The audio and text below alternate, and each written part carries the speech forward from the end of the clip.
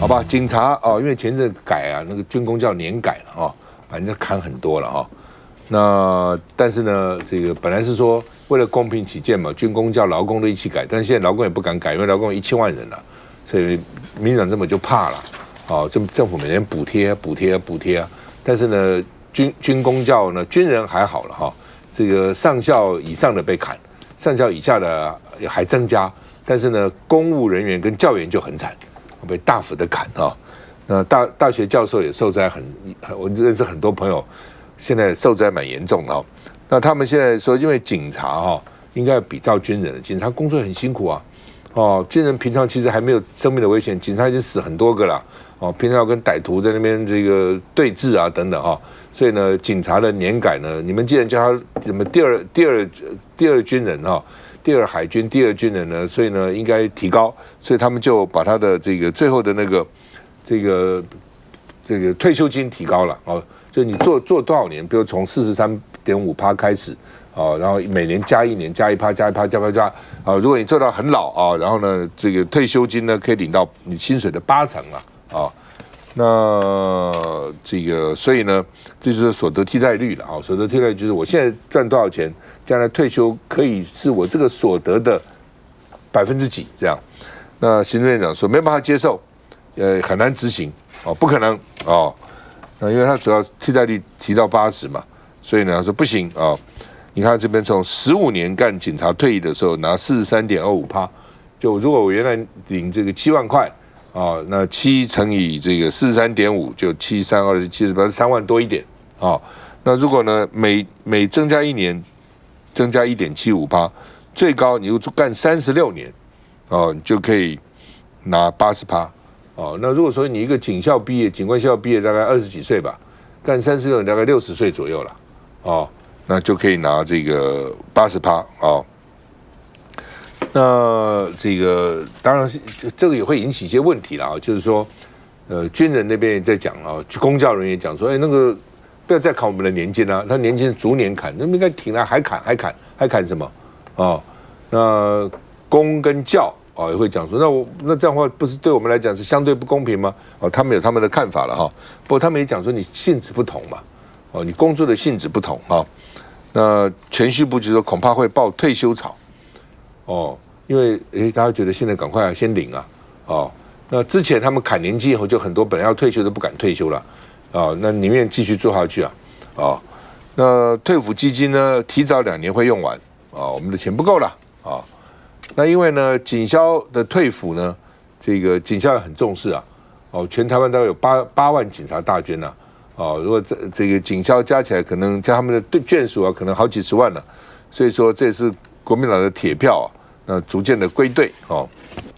那公务人员协会就讲了，这会加深非警校公务人员相对剥夺感哦，所以呢，这个那我们呢哦，那一般的这个公教怎么办呢？哦，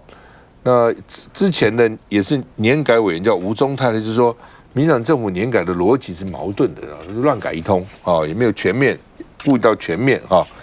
好吧，那公教人员现在要求呢，不要再砍他们的年金了，所以也会排案审查。我们看一下第36条条文修正通过。立法院通过《警察人员人事条例》修正案，将警察、消防、海巡所得替代率拉高到最高80%。行政院长卓荣泰脸书 po 文表示，增加国家年度岁出却没履行预算法91条规定，也就是没有先问政院意见，也没有指出预算来源，严重违法，因此政院无法接受，窒碍难行，研议各种可能宪法就近途径。内政部表示，月退俸跟现职薪资差距太小，造成现在警察会提早离职。铨叙部也说，很遗憾，无法认同公平对待原理完全丧失。我们警消牺牲的时候，民进党官员排站，今天公祭，明天忘记。但修法后的警察年金最高可到7万4，相较劳工年金，2023年平均每月领取金额18000多，但如果晚退休慢慢领，每个月最高可领到21000多，远远不及警察年金7万4，但也不能否认警察高风险。警消海巡他们的工作相对其他的公务员危险，没有错。但是这个危险就是在他的现职的时候是危险的，既然他已经退休了，就不会有所谓危险的一个情况。在服务的警消叫做人，退休的警消就不叫做人。我们说警察同仁跟消防同仁，大家都是笨蛋吗？退休警职年改议题，蓝绿之争恐将掀起世代对立，也让族群对抗再掀波澜。来，这个有意发言人。是这件事情，当然民众党是全力的支持啦。就是其实大家知道这个所得替代率不是说80%，就每一个人都可以拿80%，它其实也是看你的资历最后待到多久去算。那这个80%它是一个上限，它是一个天花板。其实我们在地方上跑会发现一件事情，因为过往这几年常常发生像什么捷运杀警案，或者是说警察在查毒驾或酒驾的时候被拖行致死。其实现在很多年轻朋友他们出社会，对于警消人员他们其实是不太敢去尝试的。那所以在第一线，我们常会看到很多是义警或义消，因为真正的正职的警消人员是一直逐年在减少，变成说这样的负担，抢救、急救或是救火的负担，很多都是要另外再找社会上民间人士去做这个替代的工作。所以这件事情，我觉得是对台湾整体的社会安全是有很大很大的影响。那这件事情也因此，我们民众党在这一次推出这个法案的时候，我们做了2次大规模的民调，那我们做了3场公听会，那我们发现其实超过70%的民意都是希望让我们的警消人员他们的福利可以更好一点，让更多的人愿意去做这样的工作。而这件事情呢，除了在野这一次在野2个党团的合力推动之下，我们发现还有一个政党，其实过去也非常支持警消的所得替代率提高，是什么政党？就是民进党。我们可以看一下，这是上一届的立法委员哈，这是在2020年的12月9号的时候，本院委员也就是民进党的陈莹、伍丽华、赖慧媛、许志杰、杨耀、陈素月等民进党的委员，有鉴于警察、消防、海巡人员等等，他们24小时轮班啊，长时间的日夜电脑工作啊，所以认为退休的所得替代率比例应该要比照国军，在上面讲得很清楚。这还包含谁呢？有看我们现在这个劳动部洪申翰也在上面，林楚英都在上面，这个林俊宪，每个人都是在上面签的，大家都赞成这个法案。那他们说什么？任职到年资到40年的时候，可以有95%的所得替代率。哦，这么高啊？对，所以其实我们这次在修法的时候，本来一开始有些委员是提要那个上限是要到90%的，但是也是有鉴于财政上面可能这个负担太大，最后在野党的党团是希望就是到80%。那可是呢，我们看5年前的民进党其实已经喊到95%、93%，一直下来，其实年资33年以上的。这7、8年全部都在80%以上，那我们就要问了，为什么4、5年前的民进党党团这么大力支持我们的警消，但是4、5年过去了，却拿种种的理由来挡我们警消的福利？这是我们要问的。那民众党是全力支持我们的第一线的警察还有消防人员。来，院长，你被砍了多少？是心想事成，因为理论上在大学里面的老师啊，他拿到博士35、36，甚至有些40岁拿到。那你说他教40年根本不可能啊，因为现在过去有强迫60、65就要退嘛，是这几年才到65，还勉强可以延到70啊。所以我周遭的一些朋友们，他们大概平均18、20加上退休等等，他们还不到那个25年，大概就离职啊，就所以通常都是心想事成了，砍40%。那如果现在再砍下去，大概5%、8%、5%、7%，没有那种7%呢。刚刚谈到警察说40年。他除了20岁开始干警察，到60岁退休，一般不太可能啊。现在警察全台湾有74957人，他不是每一个人多当的官阶嘛。另外除了说究竟整个一个年改怎么做，但有专家去计算，其实最重要是饼要做大，因为我们饼没有做大，那当然会在所有的世代交替。现在整个国家在玩的好像是台版的鱿鱼游戏啊。韩版的鱿鱼游戏是你要面包还是要财富？台版的鱿鱼游戏是你要世代正义还是你要看你的荷包？对公务员来说，当然荷包比较重要，正义也要顾了啊。可是你看一下，2013年，公务员是有文官体系的，政党会轮替，将来一定都会的，来来去去。可是文官体系如果不稳定的话，这个国家其实很难继续延续它的政策。民众对国家没有信心，除了这个政治人物以外，政策的不延续，断断续续是恐怕也是关键。根据考选部所公布的资料，2013年报考公务人员有14万6万人，到了去年剩下7.1万，它降了51.25%，还有应届毕业生啊去考高考的，过去10年降了86%，应届都不去做公务员了，因为公务员不够好嘛。那警察，我认为其实我从我自己角度去看啊，从一个老师去看，说警察、警消他们真的是危险，因为我太多朋友都是警察跟消防队员，警察他的生理时钟几乎都坏掉，就是他有时日夜颠倒，他执勤的时候，你现在这种过去除了犯罪啊，犯罪都有动机，现在犯罪是 random criminal， 他没有动机啊，随机杀人，就是这警察跟他无冤无仇，他不是情杀，不是仇杀，也不是怨恨，他就杀了，所以风险变得更大。这种情况之下，我认为其实警察是首要应该增加的，因为你既然现在执政党把它列为是第2路海军，没有理由它变成次等国民，所以我认为警察的部分调高，我认为是合情合理。为什么民进党原来给他们9成9成5？因为现在军官是9成，士官是9成5，所以他们觉得警察就比照军人嘛，哦。那军人9成，军官9成，士官9成，也是民进党通过民进党的案呐。那为什么警察不行呢？那之前说可以，现在又要说窒碍难行，可能还要去释宪。休息再回来。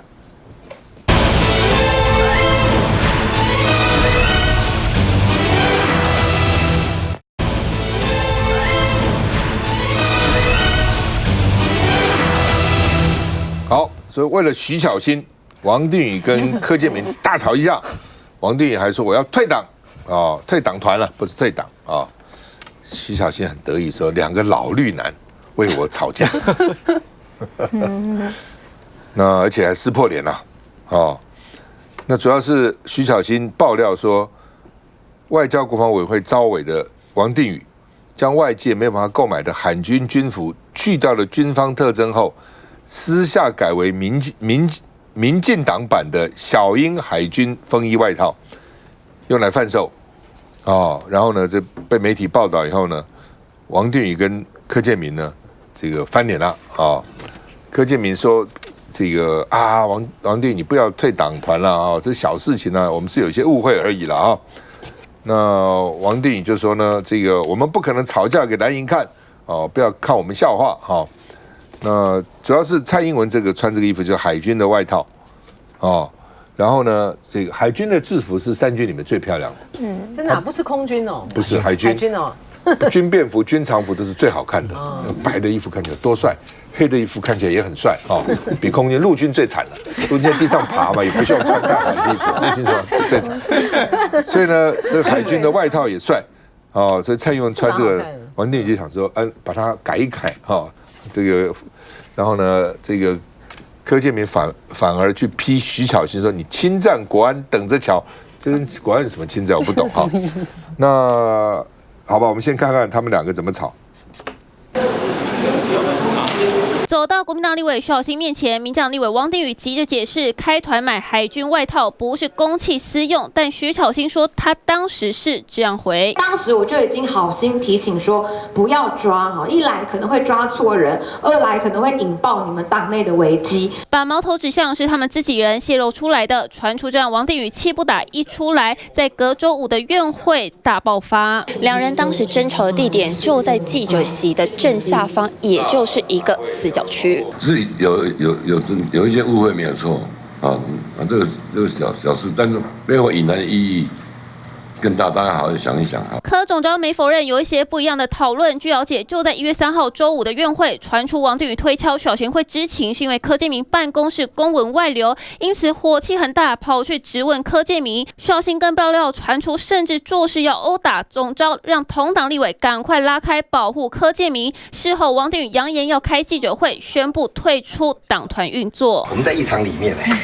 如果大声吵，你觉得国民党看不到吗？这那个假新闻。2位老绿男，不要因为我吵架。徐巧芯手机问题，本席记者回答，那层次差太多了。好吧，玉芳兄，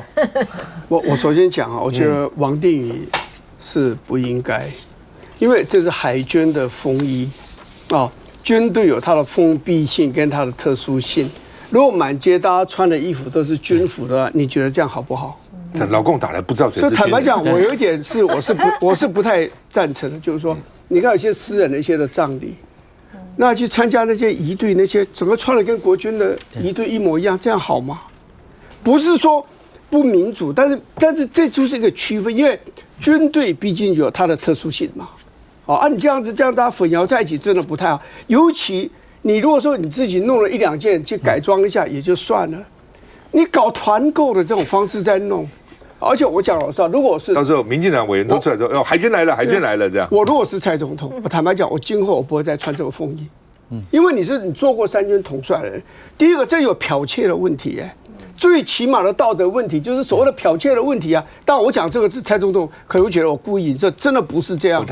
蔡英文讲自己也不会去搞了，一定是旁边人拍马屁啊。不是说这个不错，总统你穿的蛮好的，就这样。不，蔡总统我不知道也就算了，你知道以后，我觉得真的是不要穿。这我们对军队要某种相当程度的尊敬。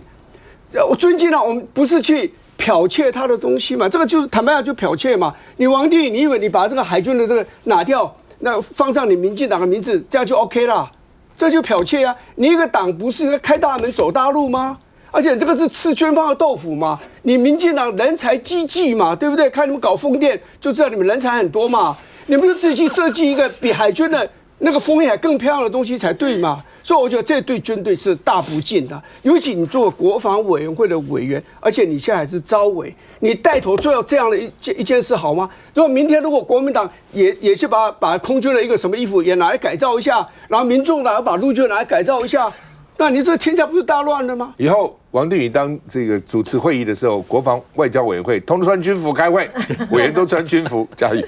我觉得3军统帅穿军服是无可厚非啊。那小英总统就这个带货女王嘛，她穿起来大家就觉得很好看，很想要也有一件。那王定宇今天的这些团购呢，是跟民间厂商私下去订购的。那当然，大家会怀疑说，那你这个材质或者是你的版型有没有泄露海军当时采购的要求？因为毕竟这个采购一定是专案性，而且它有特殊的设计等等。如果是完全一模一样，那当然有侵权的问题。可是如果是厂商可能用类似的材质跟海军的这个专利是不一样的话，那当然这个也是另外一回事。所以我觉得大家还是要分辨。那当然现在我们这些军服确实在改良之后，真的是一件比一件还要好看，大家也都很想要啊。这个空军的衣服，刚刚讲我最近看那个 F-16战机新的这个空军服，上面还有台湾跟美国的这个标章，这个国旗在上面，然后后面还有这个 F-16的这个照片啊，这个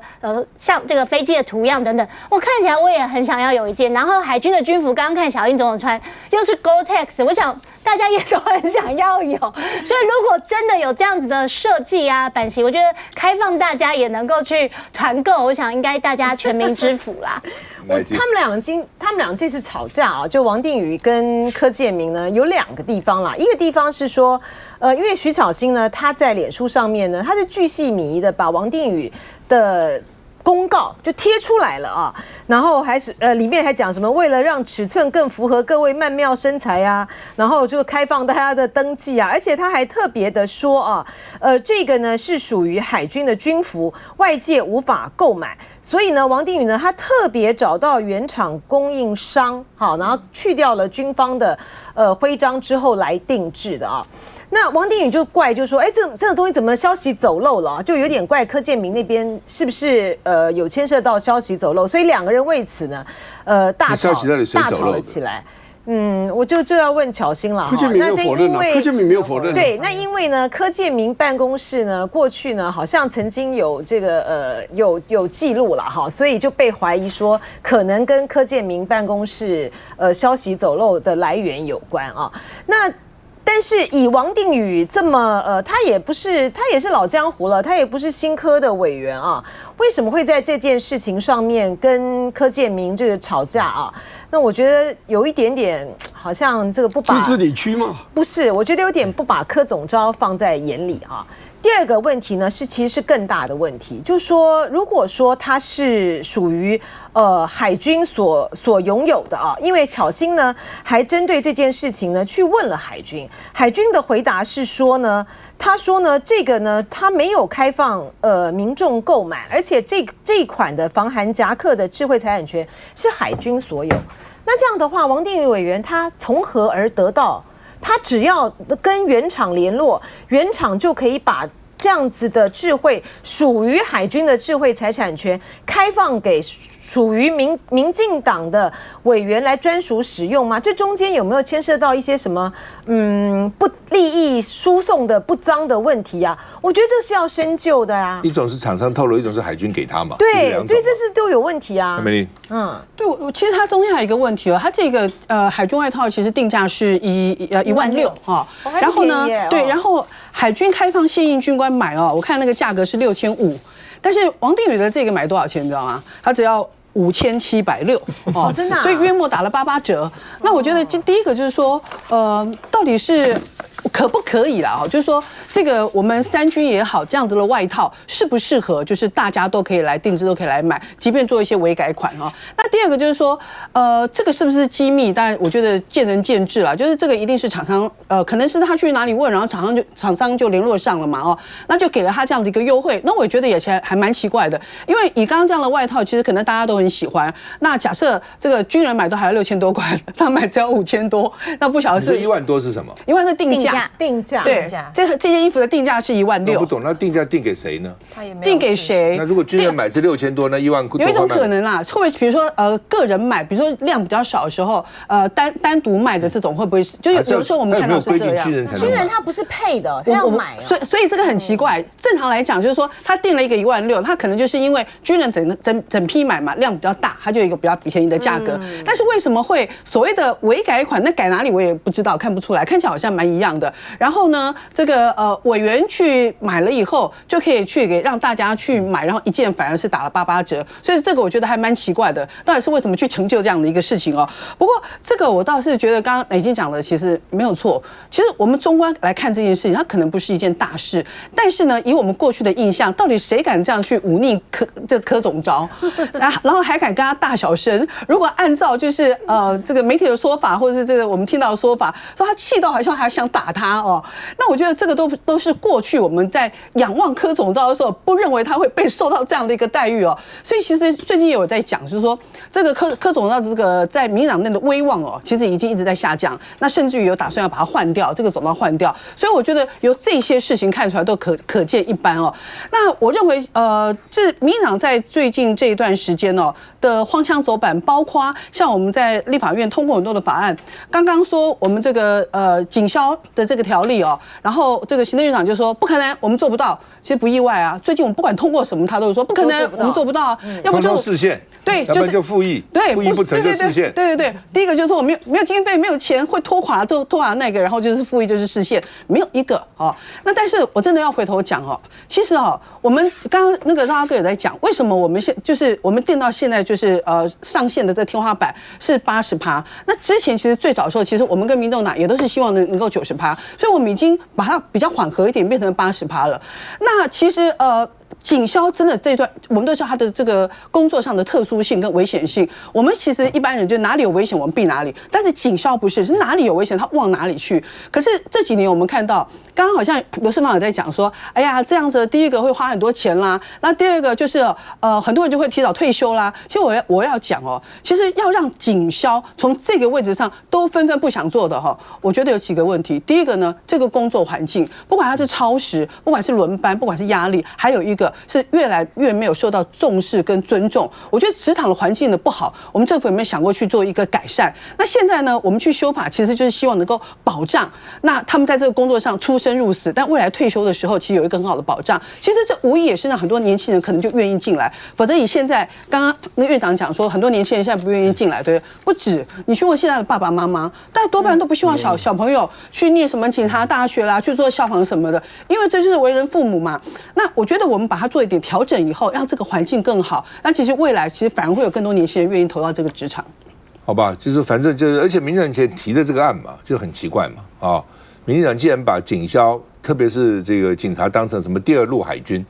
那他既然是第二路海军，那打起仗来，他要跟军人一样去捍卫国家的，要出任务，要去这个抵挡的。哦，所以那就提高他一点退休的这个所得替代率又如何？又不真的提高他的待遇，希望他做久一点，而不希望国家花那么多钱训练以后很快的就跑了。